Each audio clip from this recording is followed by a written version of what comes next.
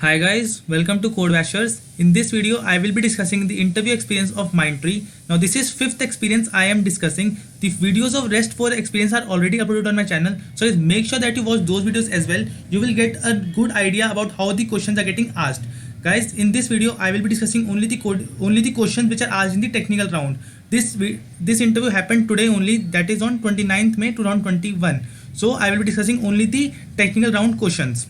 Guys, if you're new to this channel, make sure that you subscribe it as well as join my Telegram group also, because there are a lot of interview experience that I have of Mindtree and it is not possible to make the video for all of them. So I will be uploading all the interview experiences on my Telegram group. So make sure that you are present in them and do not miss this update. So guys, now let's start this video, and before starting the video, please hit the like button for this video as well as the subscribe button for this channel. Okay, so the date of the interview is 29th May 2021, that is today only. The branch of the person is CS. The time it lasted was 20 minutes. So yes, it was very short interview and all the questions in the interview were based on the theory of Python. So it will be very great for you if you are a Python programmer. Okay, so the first question, as we all know, that it is introduce about yourself, and you have to tell the interviewer all the things that you are comfortable in and all the skills you have acquired during your 4 years and that you can talk in deep in the interview. So make sure that you prepare your introduce yourself very good.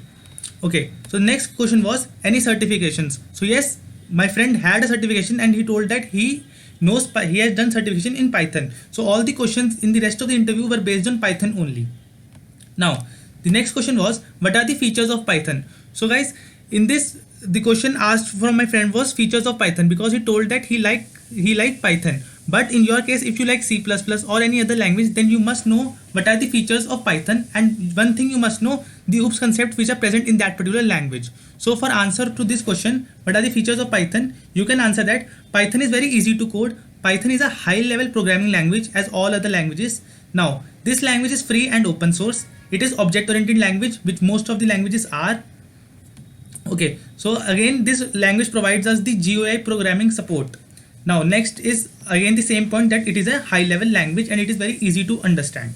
Okay, so I hope this question is clear to you. It can be asked you in different languages also, like what is the features of Java or C++.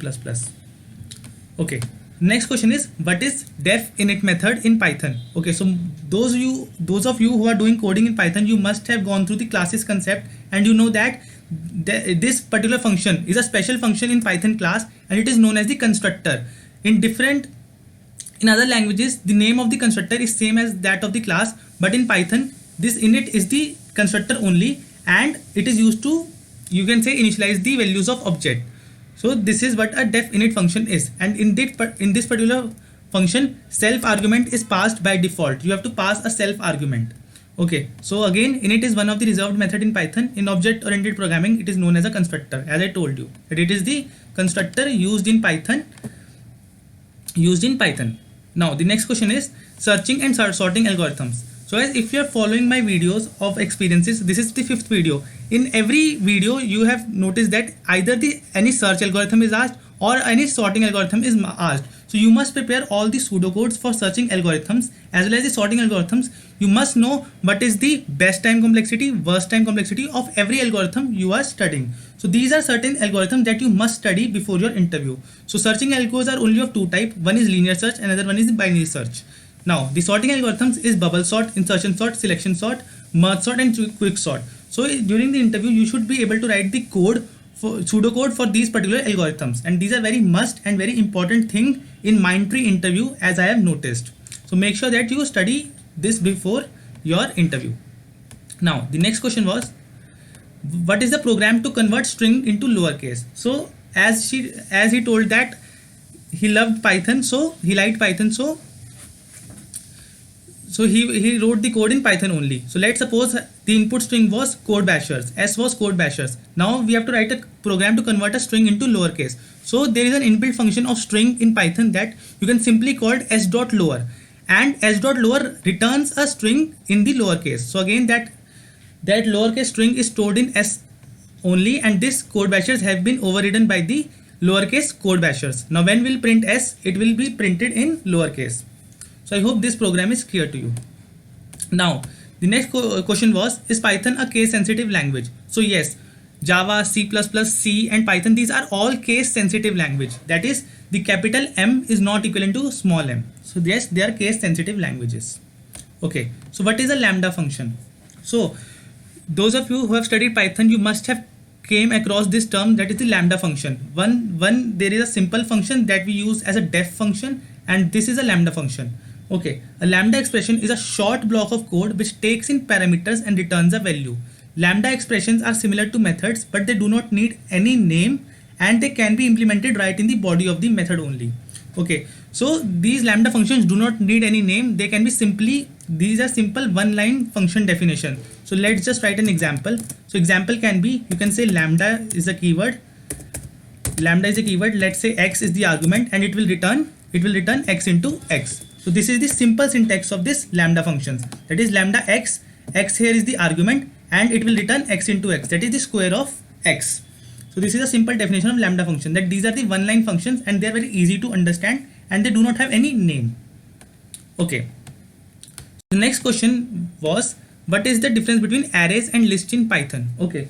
So it is a very common difference that, see, in a list can consist of elements belonging to different data type. So we know that list at a same time can contain, at first index it can contain integer, at second index it can contain string, or at third index it can contain any boolean language. So these are all data types which are present in a list at the same time, but it is not possible in array. Array is a homogeneous mixture of, you can say homogeneous mixture of elements. At once array can hold only one data type. So if the first element is integer, then definitely the second element will also be an integer only. Now this was the first difference. Now the next difference was, we cannot directly handle arithmetic operations. So list cannot directly handle the arithmetic operation because you know that it can contain different data types. So if you will multiply list with 2, then there will be a lot of error inside the list. But on the other hand, array can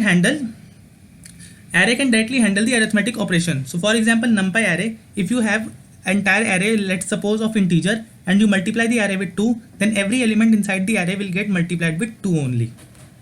So these are the main difference between list and array. So again, I have told you that at least you should tell 2 differences to the interviewer. You can tell 3 and more also, but at least 2 you should tell to the interviewer. Okay, so next question and the last question of this interview was, what is string? And we know that what is a string? String is normally an array, but instead of integers it can contain characters. So string is an array of characters. So this was it for this video. Only 10 questions were asked from this person and the interview lasted for only 20 minutes.